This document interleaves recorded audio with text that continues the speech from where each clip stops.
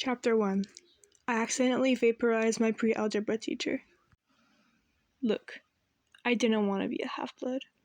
If you're reading this because you think you might be one, my advice is close this book right now. Believe whatever lie your mom or dad told you about your birth, and try to lead a normal life. Being a half-blood is dangerous. It's scary. Most of the time, it gets you killed in painful, nasty ways. If you're a normal kid, reading this because you think it's fiction, great, read on. I envy you for being able to believe that none of this ever happened. But if you recognize yourself in these pages, if you feel something stirring inside, stop reading immediately. You might be one of us, and once you know that, it's only a matter of time before they sense it too, and they'll come for you. Don't say I didn't warn you. My name is Percy Jackson. I'm 12 years old. Until a few months ago, I was a boarding student at Yancey Academy, a private school for troubled kids in upstate New York. Am I a troubled kid? Yeah, you could say that. I could start at any point in my short, miserable life to prove it, but things really started going bad last May, when our 6th grade class took a field trip to Manhattan. 28 mental case kids and 2 teachers on a yellow school bus, heading to the Metropolitan Museum of Arts to look at ancient Greek and Roman stuff. I know it sounds like torture. Most Yancey field trips were. But Mr. Brenner, our Latin teacher, was leading this trip, so I had hopes. Mr. Brenner was this middle-aged guy in a motorized wheelchair. He had thinning hair and a scruffy beard and a frayed tweed jacket, which always smelled like coffee. You wouldn't think he would be cool, but he told stories and jokes and let us play games in class. He also had this awesome collection of Roman armor and weapons, so he was the only teacher whose class didn't put me to sleep. I hoped the trip would be okay. At least I hoped that for once I wouldn't get in trouble. Boy, how wrong I was. See, bad things happened to me on field trips. Like at my 5th grade school, we went to the Saratoga battlefield. I had this accident with a Revolutionary War cannon. I wasn't aiming for the school bus, but of course I got expelled anyway. And before that, at my 4th grade school, when we took a behind-the-scenes tour of the Marine World Shark Pool, I sort of hit the wrong lever on the catwalk and our class took an unplanned swim. And the time before that, well, you get the idea.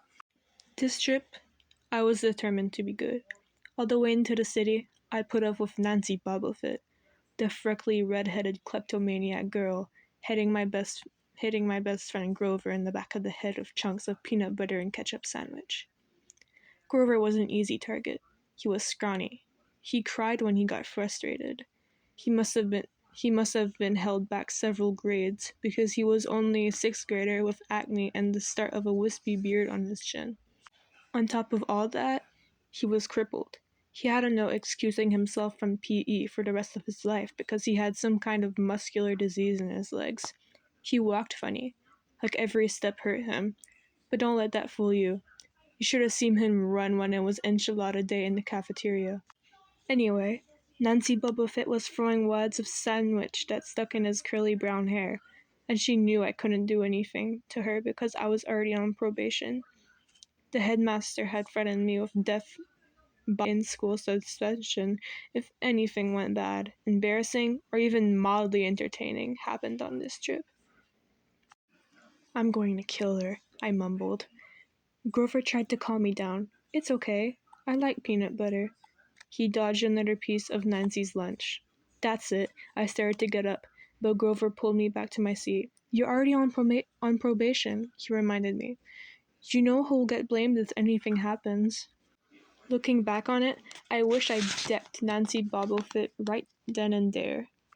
In-school suspension wouldn't be nothing compared to the mess I was about to get myself into.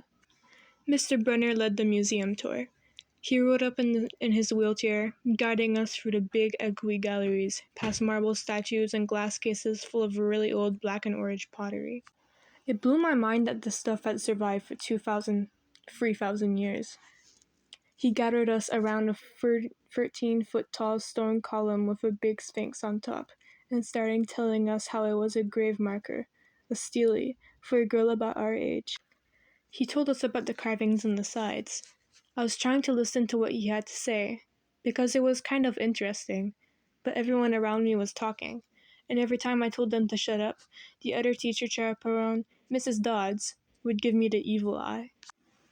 Mrs. Dodds was this little math teacher from Georgia who always wore a black leather jacket, even though she was 50 years old. She looked mean enough to ride a Harley right into your locker. She had come to Yancey halfway through the year, when our last math teacher had a nervous breakdown. From her first day, Mrs. Dodds loved Nancy Bobofit. She figured I was devil spawn. She would point her crooked finger at me and say, "Now, honey, real sweet, I knew I was going to get after school detention for a month." One time, after she'd made me erase answers out of an old math workbook until midnight, I told Grover I didn't think Mrs. Dodds was human. He looked at me, real serious, and said, "You're absolutely right." Mr. Brunner kept talking about Greek funeral art. Finally, Nancy Bobofit snickered something about the naked guy on the ceiling, and I turned around and said, "Will you shut up?" It came out louder than I meant it to. The whole group laughed. Mr. Brunner stopped his story. "Mr. Jackson," he said, "did you have a comment?" My face was totally red. I said, "No, sir." Mr. Brunner pointed to one of the pictures on the ceiling. "Perhaps you'll tell us what this picture represents?" I looked at the carving and felt a flush of relief because I actually recognized it. "That's Kronos eating his kids, right?" "Yes," Mr. Brunner said, obviously not satisfied. "And he did this because... well, I racked my brain to remember. Kronos was the king god and... God?" Mr. Brunner asked. "Titan," I correct myself. "And he didn't trust his kids, who were the gods. So, Kronos ate them, right? But his wife hid baby Zeus and gave Kronos a rock to eat instead. And later, when Zeus grew up, he tricked his dad, Kronos, into barfing up his brothers and sisters." "Ew!" said one of the girls behind me. "And so there was this big fight between the gods and the titans," I continued. "And the gods won." Some snickers from the group. Behind me, Nancy Bobofit mumbled to a friend, "Like we're going to use this in real life. Like it's going to go on our job applications. Please explain why Kronos ate his kids." "And why, Mr. Jackson?" Brunner said. To paraphrase Miss Bobofit's excellent question, "Does this matter in real life?" "Busted," Grover muttered. "Shut up," Nancy hissed. Her face got even brighter red than her hair. At least Nancy got packed too. Mr. Brunner was the only one who ever caught her saying anything wrong. He had radar ears. I thought about his question and shrugged. "I don't know, sir." "I see." Mr. Brunner looked disappointed. "Well, half credit, Mr. Jackson. Zeus did indeed feed Kronos a mixture of mustard and wine, which made him disgorge his other 5 children, who, of course, being immortal gods, have been living and growing up completely undigested in the Titan's stomach. The gods defeated their father, sliced him up to pieces with his own scythe, and scattered his remains in Tartarus, the darkest part of the underworld. On that happy note, it's time for lunch. Mrs. Dodds, would you lead us back outside?" The class drifted off, the girls holding their stomachs, the guys pushing each other around and acting like doofuses. Grover and I were about to follow when Mr. Brunner said, "Mr. Jackson?" I knew what was coming. I told Grover to keep going. Then I turned toward Mr. Brunner. "Sir?" Mr. Brunner had this look that wouldn't let you go. Intense brown eyes that could have been 1,000 years old and had seen everything. "You must learn to answer to my question," Mr. Brunner told me. "About the Titans? About real life, and how your studies apply to it." "Oh, what you learn from me," he said, "is vitally important. I expect you to treat it as such. I will accept only the best from you, Percy Jackson." I wanted to get angry. This guy pushed me so hard.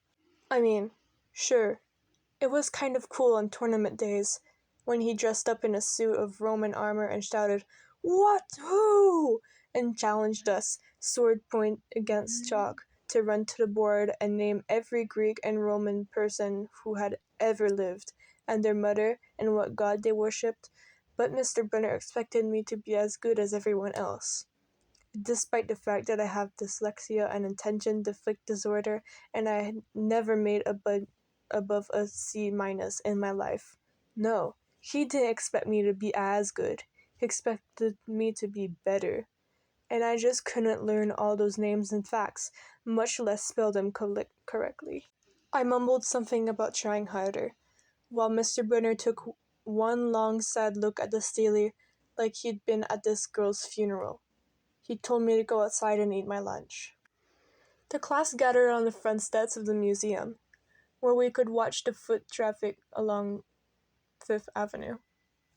Overhead, a huge storm was brewing, with clouds blacker than I'd ever seen over the city. I figured maybe it was global warming or something, because the weather all across New York State had been weird since Christmas. We had massive snowstorms, flooding, wildfires from lightning strikes, and I wouldn't have been surprised if this was a hurricane blowing in. Nobody else seemed to notice. Some of the guys were pelting pigeons with Lunchable crackers. Nancy Bobblefit was trying to pickpocket something from a lady's purse. And of course, Mrs. Dodds wasn't seeing a thing. Grover and I sat on the edge of the fountain, away from the others. We thought that maybe if we did that, everybody wouldn't know we were from that school. The school for loser freaks who couldn't make it elsewhere. Detention? Grover asked. No, I said. Not from Brenner. I just wish he'd lay off me sometimes. I mean, I'm not a genius. Grover didn't say anything for a while. Then, when I thought he was going to give me some deep philosophical comment to make me feel better, he said, "Can I have your apple?" I didn't have much of an appetite, so I let him take it. I watched a stream of cabs going down Fifth Avenue and thought about my mom's apartment, only a little ways uptown from where we sat. I hadn't seen her since Christmas. I wanted so bad to jump in a taxi and head home. She'd hug me and be glad to see me, but she'd be disappointed too. She'd send me right back to Yancey. Remind me that I had to try harder, even if this was my sixth school in 6 years, and I was probably going to be kicked out again. I wouldn't be able to stand that sad look she'd give me. Mr. Brunner parked his wheelchair at the base of the handicapped ramp. He ate celery while he read a paperback novel. A red umbrella stuck up from the back of his chair, making it look like a motorized cafe table. I was about to unwrap my sandwich when Nancy Bubblefoot appeared in front of me with her ugly friends. I guess she'd gotten tired of stealing from the tourists and dumped her half-eaten lunch in Grover's lap. Oops, she grinned at me with her crooked teeth. Her freckles were orange, as if someone had spray-painted her face with liquid Cheerios. I tried to stay cool. The school counselor had told me a million times, count to 10, get control of your temper. But I was so mad my mind went blank. A wave roared in my ears. I don't remember touching her, but the next thing I knew, Nancy was sitting on her butt in the fountain, screaming, "Percy pushed me!" Mrs. Dodds materialized next to us. Some of the kids were whispering, "Did you see? The water, like it grabbed her." I didn't know what they were talking about. All I knew was that I was in trouble again. As soon as Mrs. Dodds was sure poor little Nancy was okay, promising to get her a new shirt at the museum gift shop, etc., etc., Mrs. Dodds turned on me. There was a triumphant fire in her eyes, as if I'd done something she'd been waiting for all semester. "Now, honey." "I know," I grumbled. "A month erasing workbooks." That wasn't the right thing to say. "Come with me," Mrs. Dodds said. "Wait," Grover yelped. "It was me. I pushed her." I stared at him, stunned. I couldn't believe he was trying to cover for me. Mrs. Dodds scared Grover to death. She glared at him so hard his whiskery chins trembled. "I don't think so, Mr. Underwood," she said. "But you will stay here." Grover looked at me desperately. "It's okay, man," I told him. "Thanks for trying." "Honey," Mrs. Dodds barked at me. "Now!" Nancy Bubblefoot smirked. I gave her my deluxe "I'll kill you later" stare. Then I turned to face Mrs. Dodds, but she wasn't there. She was standing at the museum entrance, way at the top of the steps, gesturing impatiently at me to come on. How did she get there so fast? I have moments like that a lot, when my brain falls asleep or something, and the next thing I know, I've missed something, as if a puzzle piece fell out of the universe and left me staring at the blank space behind it. The school counselor told me this was part of the ADHD, my brain misinterpreting things. I wasn't so sure. I went after Mrs. Dodds. Halfway up the steps, I glanced back at Grover. He was looking pale, cutting his eyes between me and Mr. Brunner, like he wanted Mr. Brunner to notice what was going on, but Mr. Brunner was absorbed in his novel. I looked back up at Mrs. Dodds. Mrs. Dodds had disappeared again. She was now inside the building, at the end of the entrance hall. Okay, I thought. She's going to make me buy a new shirt for Nancy at the gift shop. But, apparently, that wasn't the plan. I followed her deeper into the museum. When I finally caught up to her, we were back in the Greek and Roman section. Except for us, the gallery was empty. Mrs. Dodds stood with her arms crossed in front of a big marble frieze of the Greek gods. She was making this weird noise in the back of her throat, like growling. Even without the noise, I would have been nervous. It's weird being alone with a teacher, especially Mrs. Dodds. Something about the way she looked at the frieze, as if she wanted to pulverize it. "You've been giving us problems, honey," she said. I did the safe thing. I said, "Yes, Mom." She tugged on the cuffs of her leather jacket. "Did you really think you would get away with it?" The look in her eyes was beyond mad. It was evil. "She's a teacher," I thought nervously. "It's not like she's going to hurt me." I said, I'll try harder, Ma'am." Thunder shook the building. "We are not fools, Percy Jackson," Mrs. Dodds said. "It was only a matter of time before we found you out. Confess, and you will suffer less pain." I didn't know what she was talking about. All I could think of what was the teacher must have found that illegal stash of candy I had been selling out of my dorm room. Or maybe they'd realize I got my essay on Tom Sawyer from the internet without ever reading the book, and now they were going to take away my grade. Or worse, they were going to make me read the book. "Well?" she demanded. "Ma'am, I don't. Your time's up," she hissed. Then the weirdest thing happened. Her eyes began to glow like barbecue coals. Her fingers stretched, turning into talons. Her jacket melted into large leathery wings. She wasn't human. She was a shriveled hag with bat wings and claws and a mouth full of yellow fangs, and she was about to slice me to ribbons. Then things got even stranger. Mr. Brunner, who had been in front of the museum a minute before, wheeled his chair into the doorway of the gallery, holding a pen in his hand. "What ho, Percy!" he shouted, and tossed the pen through the air. Mrs. Dodds lunged at me. With a yelp, I dodged and felt talons slash the air next to my ear. I snatched the ballpoint pen out of the air, but when it hit my hand, it wasn't a pen anymore. It was a sword. Mr. Brunner's bronze sword, which he always used on tournament day. Mrs. Dodds spun towards me with a murderous look in her eyes. My knees were jelly. My hands were shaking so bad I almost dropped the sword. She snarled, "Die, honey!" and she flew straight at me.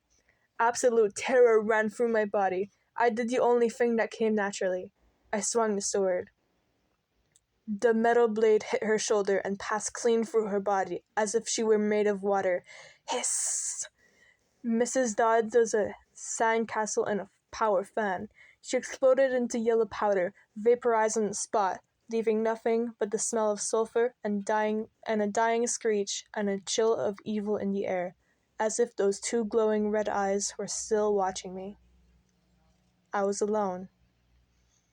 There was a ballpoint pen in my hand. Mr. Brunner wasn't there. Nobody was there but me. My hands were still trembling. My lunch must have been contaminated with magic mushrooms or something. Had I imagined the whole thing? I went back outside. It had started to rain. Grover was sitting by the fountain, a museum map tented over his head. Nancy Bobofit was still standing there, soaked from her swim in the fountain, grumbling to her ugly friends. When she saw me, she said, "I hope Mrs. Keir whipped your butt." I said, "Who?" "Our teacher, duh!" I blinked. We had no teacher named Mrs. Keir. I asked Nancy what she was talking about. She just rolled her eyes and turned away. I asked Grover where Mrs. Dodds was. He said, "Who?" But he paused first, and he wouldn't look at me, so I thought he was messing with me. "Not funny, man," I told him. "This is serious." Thunder boomed overhead. I saw Mr. Brunner sitting under his red umbrella, reading his book as if he'd never moved. I went over to him. He looked up, a little distracted. That would be my pen. Please bring your own writing utensil in the future, Mr. Jackson." I handed Mr. Brunner his pen. I hadn't even realized I was still holding it. "Sir," I said. "Where's Mrs. Dodds?" He stared at me blankly. "Who?" "The other chaperone. Mrs. Dodds, the pre-algebra teacher." He frowned and sat forward, looking mildly concerned. "Percy, there is no Mrs. Dodds on this ship. As far as I know, there had never been a Mrs. Dodds at Yancy Academy. Are you feeling all right?"